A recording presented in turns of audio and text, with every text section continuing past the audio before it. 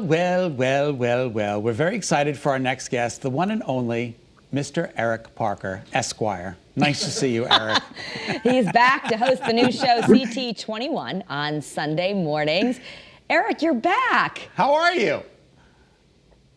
I'm great. I heard you call me a bad penny before. I mean, listen, nobody's more surprised about this than me. So when that phone rang, I was like, "What? You want me to do what?"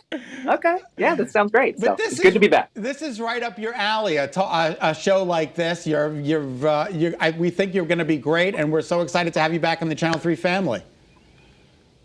Well, listen, it's a time slot that's been, historic on Channel 3. It was Face the State for many, many years. Then in the 90s, it went through a period of time where it was CT and then the year. So there was CT93, CT94, and so on. And then it's been back to Face the State for a number of years. It's the Sunday morning public affairs show. It's the most watched Sunday morning public affairs show in the state, the best team in the state. I mean, I couldn't be luckier to be able to get to do this, get to interview the newsmakers who are in the headlines during the week with you guys on the various news programs. These are the people that we get to sit down, but we get to talk to them in a long format. We get to ask them the questions and get to get their take on it. So I'm really excited.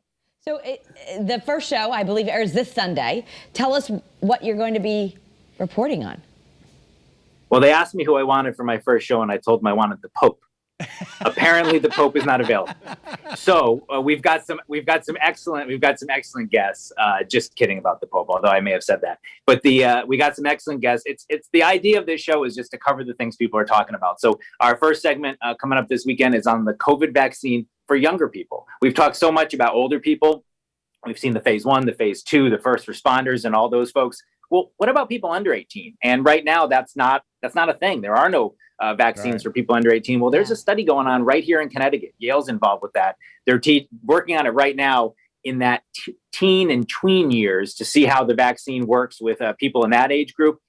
That's a big group. They don't have a lot of symptoms, but they can really be involved in the spread. So I know a lot of parents are going to want to tune in and see that. We're talking to a doctor who's involved in some early stage trials for that, and talk about when maybe your kids might get lined up for vaccines. I know a lot of people are eager to get those shots. They can get back to regular life. Well, young people are going to be a big part of that. So we're talking about that.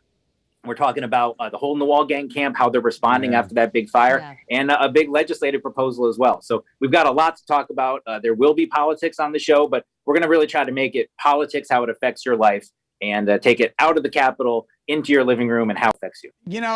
Every good show, Eric, has an Ed McMahon to your Johnny Carson. Are you in the market? Are you looking for anybody who might be able to assist you? Are you suggesting you could be my band leader? Yes. I mean, listen, if you're available, we're going to have to get the rest of the band together, but I think we can make it work. I'm taking Sundays off. It's only 30 minutes. I don't think they have time for you. Oh, rats. Oh, that's great. Every week we can pull that old piano from the newsroom into the studio. You can play us out every Sunday. Which is just great. I love it. So is COVID representing, is it an obstacle for the show, or you're having just as much, Karen and I, we're doing a lot of Zoom things, so I'm sure, the guests are going to be coming to you. Well, it's become such a part of our lives, right? I mean, my regular job where I am right now, I practice law. I had a court trial last week where we did the entire trial. I was in my conference room with my client. The other lawyer was in her conference room with her client. The judge was at Hartford Superior Court listening to the evidence. This is how we conduct everything in our lives these days. So it'll be like that. We're going to be able to ask some guests to join us by Zoom. We're already working on some guests down the road that we might not be able to get if it weren't for Zoom, because they're people that we probably couldn't get into the studio. So it opens up some opportunities for us as well. I'm sure you guys are seeing that too. It gives us some chances to ask people, hey, we want you to weigh in on this story. We know you can't be in Rocky Hill to talk to us, but could you join us by Zoom? So this whole new world, while it's created many challenges, we've learned some stuff as well, and it's opened up some new possibilities. Yeah, we found that here on this show as well. Sometimes super famous people who don't have time or would never come see us, now they're available via Zoom, and of course with the vaccine, lots of information. So Eric, it'll change each week depending on what the hot topics are. Yeah, that's the idea. We want to be talking in long form about what people are talking about at home, what the important issues of the day are. It may be that, one week there's such a big story, we focus on it for the full half hour. Another week it may be like we're having this week, 3 different segments and interviews on all of them. We're gonna feel our way through this, but we want to be what people are talking about during the week. We want to have those conversations on Sunday morning. It's coming out of the newscast with Caitlin. It's going into CBS Sunday Morning, which is just one of the absolute gems of television. And we're going to be in the middle. We want to be what you're talking about while you're drinking your coffee on Sunday morning. We want to have those topics for you. And, I think I spent, 16 years at the station as an investigative reporter. I practiced in law for 11 years now.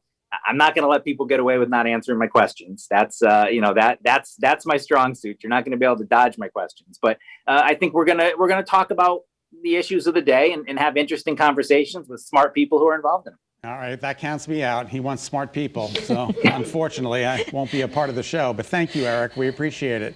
How are you? Well, I'm looking forward to it. Personally, how are you? 30 seconds. I'm good. I'm much better rested. I'm not, I'm not getting up quite as early, but I miss you guys. I mean, we were together at 4 a.m. for 10 years. Every morning we caught up and we talked. So I missed that like crazy, and I miss seeing everybody, but I'm excited that I get to come back a little bit and, just sort of dip my toe in the shallow end of this and get to see everybody. And that's the best part. I mean, just getting to, talk to the control room before you guys took me was a joy. So I'm excited. All right. Thanks, Eric. We appreciate it. Good luck with the show. Thank you, guys. Thanks, Eric.